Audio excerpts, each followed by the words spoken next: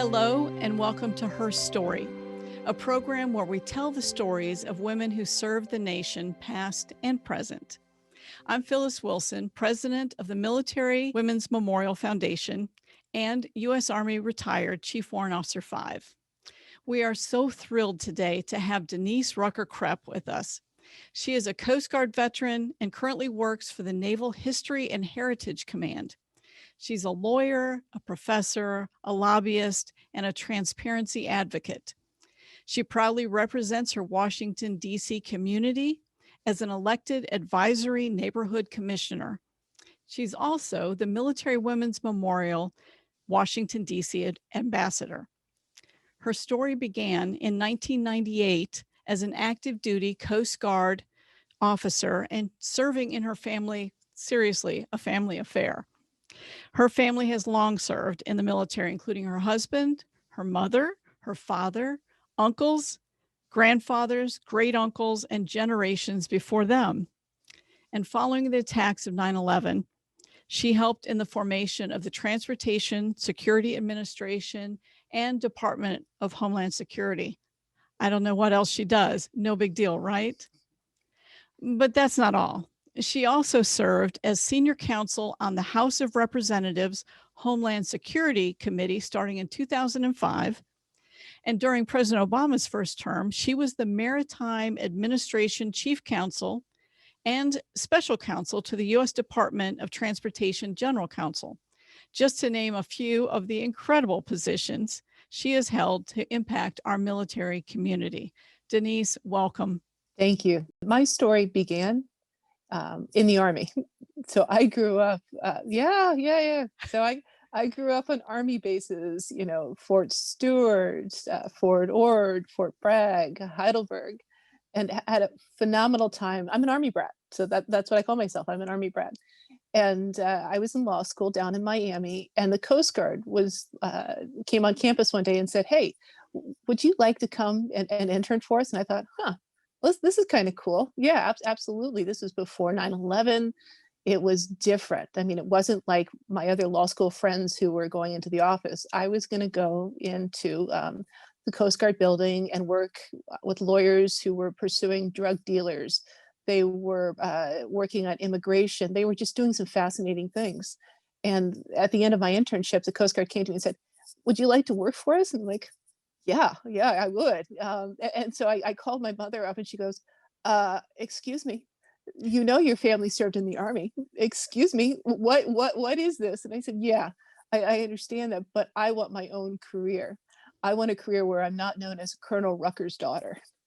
Because for 18 years of my life, I'd always been introduced as, "This is Colonel Rucker's daughter." And I'm like, nope, I want my own career. So that's what I did. I went in on active duty for 4 years. Wow, Denise, that is fascinating. And I didn't know that. And we're friends. I had no idea. Yeah, So I love you yeah. even more now from the Army side of my Thank brain. you. I'm like, Yeah. yes. So you've said a little bit about the Coast Guard but what was it specifically that made you leave what you knew as your comfort zone with Army installations and so forth Right. and Army family to say Coast Guard? That Well, that was the whole of it, yeah? yeah, well, it's an amazing mission. I mean, you're doing again, prior to 9/11, we were doing immigration, drug enforcement, fisheries, life saving. I mean, it was just it's a multi-mission agency on the water. So no offense to my Army parents and my Army family, but I had seen enough bases in the middle of the country and I thought, I need to be near the water.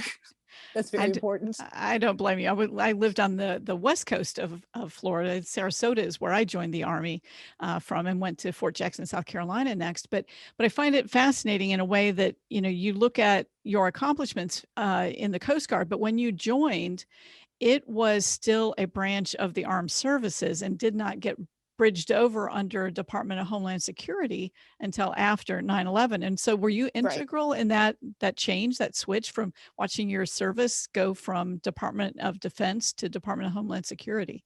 Yes. So on 9/11, I was supposed to fly that day.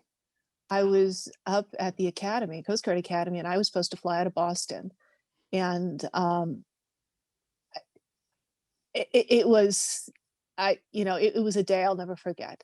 Mhm. I was driving to the airport and I heard that one of the towers had come down. And I thought to myself, what's going on? And then I heard the second tower had gone down and that there was an incident with the Pentagon. And I tried to call my command in Washington, D.C., and I couldn't reach anybody. So I immediately drove to Newport, reported in, because that's just the closest Coast Guard base that I could get to. And the captain at the time said, "Lieutenant, keep your car, drive home, and stay safe." And it was just, and I just realized we're at war. We are at war. I'm going to get teary-eyed because my husband, I got married December of '01. Oh yeah. Oh, that was Wow. an interesting wedding. My husband was on a ship. He's in the Navy. He was in the Navy at the time. And I can remember being able to call his mother and saying, and she kept going, "Where's my son? Where's my son?" I went, "I don't know. I can't tell you, but I just need you to know that everything's going to be safe and I need you to trust him." And so I didn't talk to my fiance, now husband, for several days. Wow. And so that to me was just, it will be a day I will never forget. So So how old were you that year? 2001, I was 28. See, I was yeah, 28. I was a bit older than that, and I too remember exactly where I was. But so you're 28, you're engaged to a Navy guy, you're a young coastie, and the whole world is turned upside down. And you now Yes, realize, as an officer in the United States military, we're at what are the war. we're at war We are at instantly. war. We are at war. And I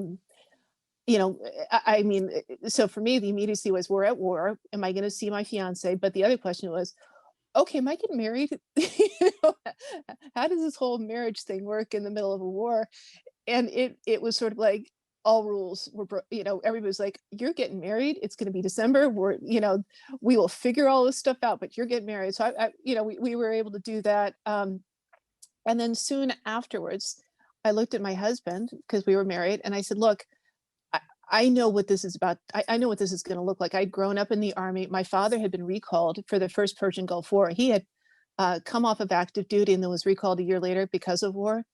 And I looked at my husband and went, "I'm Coast Guard JAG. You're a Navy SWO. This does not make for a successful marriage." If we have just entered the war. Hmm. And so he said, "All right, what do you want to do?" And I said, "I'm going to get out."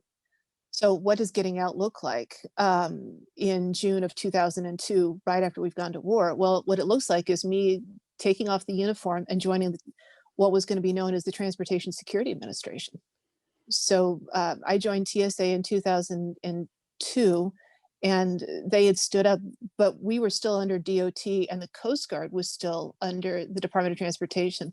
It wasn't until the spring of 2003 that both TSA and the Coast Guard moved over to Homeland Security, and I helped, moving the agencies over, because there was just a lot of paperwork that had to occur. How do you move? How do you create? How do you make something completely and utterly new? And that was just amazing to be part of. I mean, I showed up at TSA on day one in a very empty room, and the person looked at me like, "So we don't have a desk for you. There's no computer. There's no supplies. Can you go to Staples and buy us some pens?" It's like, "Sure. What else do we need? Simper Gumby. Here we go." You know? and it Absolutely. but I had the military training, both as an Army brat, because I am an Army brat, and also as a Coast Guard officer, to say, "You know what? I don't know what today's going to look like, but I'm going to be ready for it, and I'm going to succeed." And that's what you learn in the military, is just how to be ready and how to succeed. And I think that's one of the great things that the military gives to us, is that ability to um, turn on a dime. Whatever Yes. happens, Yeah. we're going to Yeah. find a way to be successful. As you continued with your second service with TSA, DHS, and others, and then continue to move on, what was the calling that made you decide that you needed to continue to serve this country, whether in uniform or out? Well, with TSA and then over at Merit, we were at war. And I knew that I had a special skill set as being both a military officer and as a lawyer to help create something new, to put into place measures that would help strengthen our country. So At TSA, I helped create an agency. And then when I went over to the House Homeland Security Committee, the horrific bombings in London and Madrid had just occurred. And so we knew that the terrorists were attacking, but on the aviation side. But then all of a sudden, it became very apparent that they were attacking on the mass transit and the rail side. So one of the my accomplishments within Congress was to create new legislation mandating security plans for all of the mass transit and rail systems around the country. That was just critical to make sure that we were not going to be a target, just like London and Madrid. Yep. Wow. Well, thank you for helping in that Yeah. safeguarding of this country, because, as an intelligence soldier myself, I was privy to seeing how many near attacks Yeah. that were foiled, thank goodness, through the close collaboration across all of the entities that could in fact impact and safeguard Right. this country. So I think, working in tandem with so many other organizations is exactly what the military sort of taught us how to do. Be a team player, figure it out. Don't say, well, that's not my lane. Every bit of it was our lane. So that's fantastic. So I want to switch gears a little bit though, Denise. I know that, I've talked with you a bit about the Tomb of the Unknown Soldier. Mhm. It's just up the hill from the Military Women's Memorial at Arlington National Cemetery, as well as the USS Olympia, which for many of our listeners and viewers are not going to necessarily, the ship won't resonate with them, but it certainly does with you. Yeah. So 2021 is the 100th anniversary of the Tomb of the Unknown Soldier for America. And I'd love for you to sort of tell us a little bit about the Unknown Soldier and the idea of creating our tomb, the U.S. tomb, where it came from. It came from the French. So I need to kind of lay out what happened during World War I. Hundreds and thousands of young men died in Europe, and they were buried in place. So, they didn't come home. You couldn't bring anybody home. It wasn't possible. And shortly after the war ended in 1918, the French decided that they needed to have a Tomb of the Unknown Soldier in France. And that resonated with American parents, because they said, look, we too would like to be able to commemorate our sons. And there were some daughters, but it was mainly sons who died. So Congress passed legislation that said we would like to create the Tomb of the Unknown Soldier. Okay, well then what happens next? What happens next is that they work with the Navy to send the Olympia over to Le Havre to pick up the Unknown Soldier. But I got to tell you the story about the Olympia. The Olympia is just a jewel of a ship. She was built in the late 1890s, and she served as Admiral Dewey's flagship in the Battle of Manila Bay. So 1898. That's where you get the saying, fire when ready, Gridley. And so she is there. But, over the years, I've had the opportunity to research her crew. And, it's like, wow, these were amazing individuals who served on the Olympia. There were Chinese that were on there. There were Japanese Americans, African Americans, Hispanic Americans, Italian Americans. They were born in Italy and Spain and Japan and China. They were also naturalized Americans, but they all served. So that's the Battle of 1898. Then she served as a training ship. Now, fascinating, because the men who walked on the Olympia then went on and served in ways that people don't understand. There was Captain von Valkenburg, who was the captain of the USS Arizona, who went down with the ship at Pearl Harbor. He was a student on the Olympia as a training ship in the early 1900s. So it was amazing. And then in World War I, she served as convoy. And then right at the tail end of the war, this is where it's just a story, it blows my mind. She was in Russia. And so there were a couple of Olympia sailors that won the Navy Cross for their work in Russia as part of the Russian Revolution. I'm like, wait a second. How in the world first of all, I want to know how they got home. That always, like, how'd you get home in 1918? But all right, so there's that. So the Olympia goes to Le Havre, and she's asked to bring the Unknown Soldier home. Okay, well, the Unknown Soldier was one of four. There were four selected, and there was a rose placed by Sergeant Younger on the casket. So they get the casket and they bring the Olympia, or sorry, they bring the casket to the Olympia. Now, the casket can't go in the ship. Can't go in the ship because it's too wide. So then there's the question of, well, can you tilt it to be able to get in the ship? And the answer is no, and you can't do that because there's dirt, there's French dirt. So when they disinterred the 4 individuals, they laid them in French dirt so that they would permanently be in French dirt, even when they're in the United States.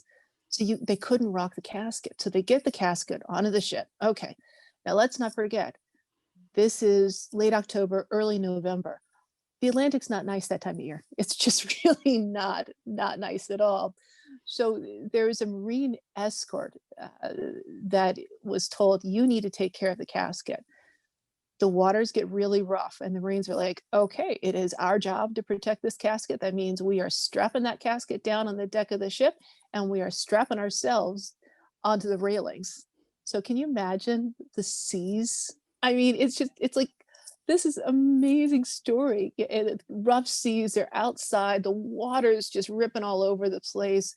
At one point in time, because we've seen the documentation, they're like, and what happens if we lose the casket? Or what happens if, even worse, the ship goes down? What happens?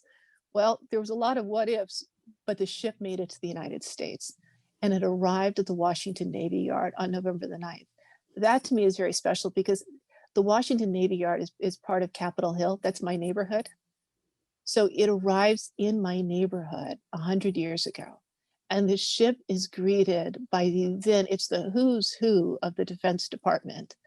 Everybody's there and they're saluting, the unknown soldier. They're saluting the Olympia. The unknown soldier is carried off of the ship, and then he lays in state at the Capitol for 2 days. So I mean, again, every time I go through my neighborhood, I'm like, I bet this is the road they took. I bet this is how this happened. But it's so amazing, the story. So he goes from the Capitol, and then congressmen, they walk. Can you imagine this today? The members of Congress escort the unknown soldier to Arlington. And that's about on a nice day, maybe 3.5-mile walk. But that's what they did. Yeah, and I wish that they would do that again for the 100th anniversary. So that was November 11th, what we call our Armistice Day, but of 1921, right, is when this all transpired. My goodness. So nearly 100 years ago. And so the Military Women's Memorial, and you're one of our ambassadors, we've signed the partnership agreement with the Society for the Guardians of the Tomb of the Unknown Soldier. These are all past sentinels. Yes. The folks that walk those 21 perfect steps back and forth in front of the tomb.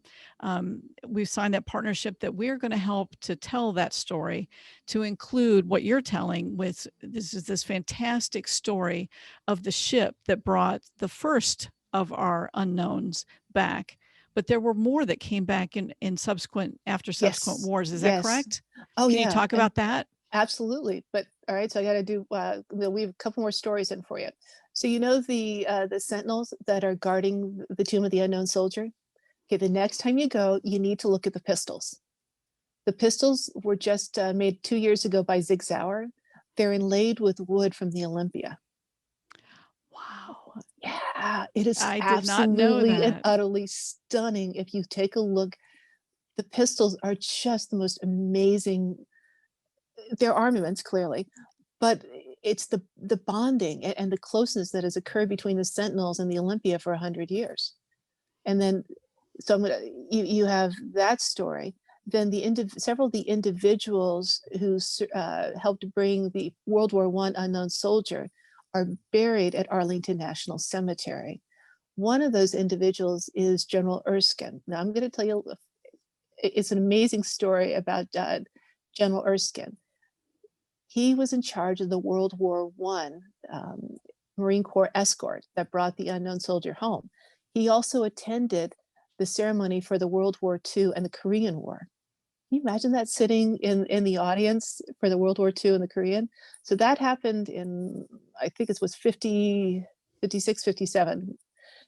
So the World War II and the Korea, they disinterred individuals very similar to what they did in World War I. They transferred the bodies via what's called a high line. See, You have two ships that are they're running right next to each other. They stretch a line over and they bring the casket over at sea, Wow. at sea. Yeah. And it's just it's amazing. And the individuals who participate in that are still alive. I was just so fortunate last year to meet some of them. There was a ceremony that included the World War II and the Korean soldiers, the individuals who were on the ship when that happened, and just the pride that they have for participating in the ceremony and the pride they have for the unknown is just it's just overwhelming. I mean, it's awe-inspiring. But that's what the tomb is. The tomb is awe-inspiring because the individuals who are buried. So it's World War One, World War II, Korea, and previously it had been Vietnam. But the three individuals just represent the best of our country. They represent the honor, the integrity, the sacrifice. That's truly it. It's the sacrifice, being willing to go somewhere else, not your home, and to lay down your life for the country. And that's why this resonates, and that's why it's so important to remember the sacrifice these individuals made over 100 years ago. Oh, I so agree with you. And for our viewers, because I know you know this, but I want to Yeah, tell our viewers that the Military Women's Memorial actually has a very interesting connection with the Tomb of the Unknown in that we have three very large blocks of marble that are right. called the Sister Stones, which were gifted to us. And they are actually 100 years old. They were quarried at the exact same time and could have very Yep. easily been part of the Tomb of the Unknown Soldier, but they quarried extra pieces of marble. So in case one of them cracked or broke or whatever, they had these backup pieces. And when the memorial was built, the Women's Memorial in 1997, these three very large marble stones stand in our Hall of Honor, which is the Yes. only rightful place for them to be. So can you talk a little bit about those three marble slabs and what it means to you to know that there is that connection with the Women's Memorial and the tomb? Well, first of all, I have to say thank you for creating this monument, and thank you, Phyllis, for serving. You know, when people think of Veterans Day, I can guarantee you it's probably happened to more than one of us. They go to our husbands and go, "Thank you for your service. That's just lovely." And I'm going, hello, over here." You know? How about you swivel and say thank you for your service to the women? Now, why do I bring that up? Because we have served. We as women have served for more than 100 years. You know, officially when we were allowed in, okay, it's 100 years. But were we serving in the Civil War? Did we serve in the American Revolution? Absolutely. We Mhm. just weren't in uniform, but we served, heck served. So why is it important to have those slabs in the Women's Memorial? Because they represent us. Because it wasn't just men that died in World War One, World War II, and Korea. Women died as well. And You we were could buried actually, overseas. yeah, you could argue, Denise, that military women and women in service to the nation are almost even more so in a way the unknown. I mean, we served, by the way, when we started serving in 1918, we served before we could vote. Before we could vote. We Yep. served, well, actually, there were a couple of folks who had to get parental permission to serve. Women, unlike men, had to get parental permission to serve. I mean, we are the ultimate volunteer military service members. I don't want to hear the men like, "Oh, I'm the ultimate." No, you know, you could vote the entire time you served. We couldn't. Correct. Yeah. Quickly, too, we have, as we know, there's 3 million women that have defended this country since the Revolutionary War. And we have a database that tells the story, ideally, of every one of those. But we need Yes. women to, or families to register that story of service. And I know, Denise, your story is in our database of 300,000, which is fantastic, but that's 1/10 of what we should have. And so, can you Yes. talk a little bit about, as an ambassador, and what we're trying to do to really launch this national registration campaign and encourage not only the women that are Mhm. or have served, but if their families are aware, step up, because a lot of these women are not claiming themselves to be a veteran. They didn't serve in Yes. combat, they didn't this, Yes. they didn't that. So if you know of a woman that has served in uniform, please help us out in sharing their story as part of that big mosaic. So can you talk a little bit about that and what the database, the register, means to you? It gives me an opportunity to learn about women, but I can only do that if they've shared their story. Now, why is that important to me? So I work at the Naval History and Heritage Command, and I've looked to see what we have. We have a lot of stuff about men. And I thought, well, wait a second. Where's the women? Where are the women's stories? So then recently I started looking about, are there books about women who served? Are there articles about women who served? Not to the degree there should be. And that's not going to happen unless people tell a story.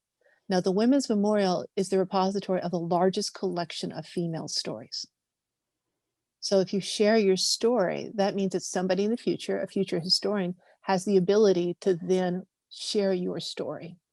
So I'm going to, another ambassador is Darlene Iskra.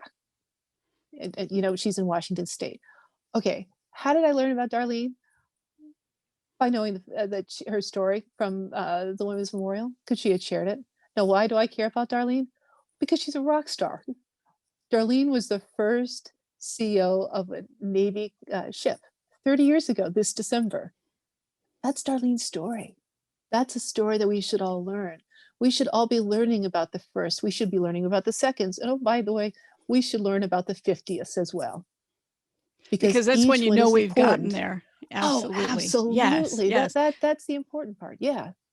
The firsts are so important because they've broken the ground. But right. What we really want to celebrate is when it becomes so commonplace that nobody worries about. Nobody blinks. Yeah. Exactly. Yeah. And that's why I want to see the story. I mean, and I want to go back to something you said. Well, women don't register because, oh my goodness, I wasn't in combat, or I didn't do this, or I didn't do that. Did you wear the uniform? That's all I'm just going to ask you. Did you wear the uniform? And the answer is yes. Then you have a story, and it's going to be different for everybody. But it's important to share it. Just share it. I couldn't agree more. That's our big push, is to please tell your story, or one that you know, if they're unwilling to potentially share it because they feel like they didn't do enough in order to qualify. So fun question for you, Denise, as we look to wrap up. If you could put a title on her story, yours, what would you call it? Perseverance. Perseverance. Yeah. The military taught me how to lead. It taught me how to succeed. And what I also learned was it taught me that you have to persevere. Sometimes there are hurdles. Sometimes there are roadblocks. But if you have the ability to persevere, then you will find success. It may take a couple of years, but that's what you have to do in life. You're right. And sometimes things take much longer than you initially imagined, but by sticking with it, and I think, like you said earlier, you said semper gumby. And for some of the folks, they don't necessarily realize what we mean, but always be flexible and then persevere regardless. So yeah. Denise, any last closing comments before I thank you so much for taking time out of your day to share your story with us, and certainly about the tomb and the USS Olympia? Yes. So for all the amazing ladies in Washington, D.C., I am your ambassador, and I'm just encouraging you to share your stories. There are a couple of them that I would dearly love your help in finding. There are some ladies called the Golden 14. The Golden 14 were the first 14 African-American women who served in the Navy during World War I. Thank you so much, Denise, for sharing that story. And I would encourage everybody that every single story is so incredibly important. But the Golden 14, if you know anything about them, please contact us at womensmemorial.org, which is exactly the same website you can go to register and tell your story, or a story of someone you know that served in the military. Again, womensmemorial.org. And thank you so much and I hope you enjoyed this episode of Her Story.